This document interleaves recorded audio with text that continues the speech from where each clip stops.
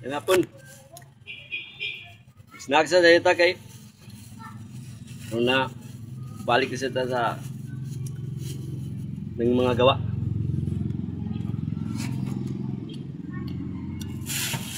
Ito. Ano lang.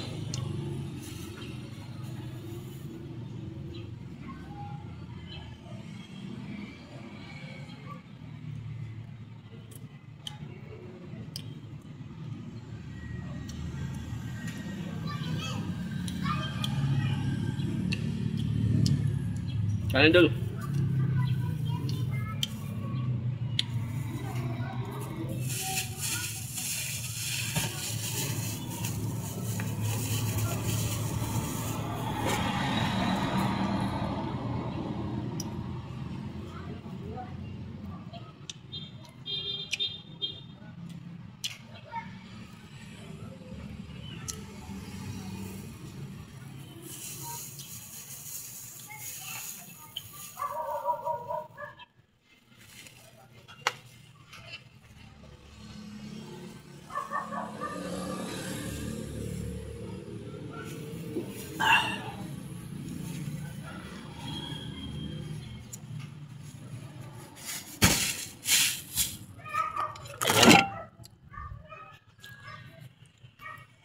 Alin dito sa bubong idol dahil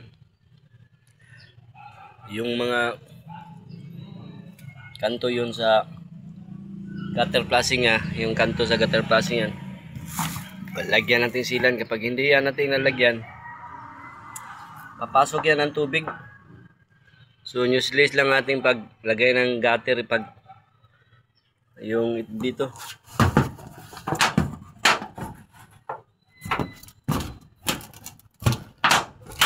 Pakita ko sa inyo yung sinabi ko niya, pag hindi ito nalagyan ng silan, useless lang ating paglagay ng gutter flushing kasi dito ang tubig kasi nasa yan, dumadaan yan sa ilalim. So tingnan nyo, malapit na ulan at may bagyo rin parating. So ingat lang kayo mga kabis, mga idol, ingat po kayo lagi at maaari kayong magpakwit po. Magpakwit kayo sa ligtas na lugar, yung sa mga kapitbahay nyo o malayo sa ilog.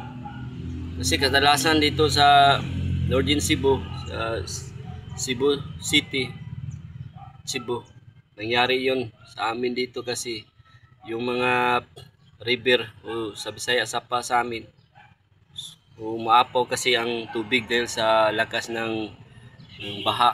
Kasi dulot yung buhawi. Pag ang buhawi ay yun, mahulog yan sa lupa galing sa taas, lagi talaga yung madulot na pinsala sa ating mga river at sa mga lupaing bahay na sa ating mga kababayan. So ingat po kayo lagi at yan,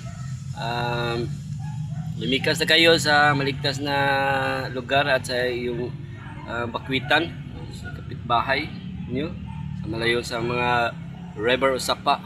Iwasan tayo sa apaw ng mga tubig. Yan mga idol. So thank you so much idol sa pagdaan tayo sa iyo sa idol, pagki-like naman idol. Ayan, thank you so much. Ingat and God bless. Laman lang. Bye bye.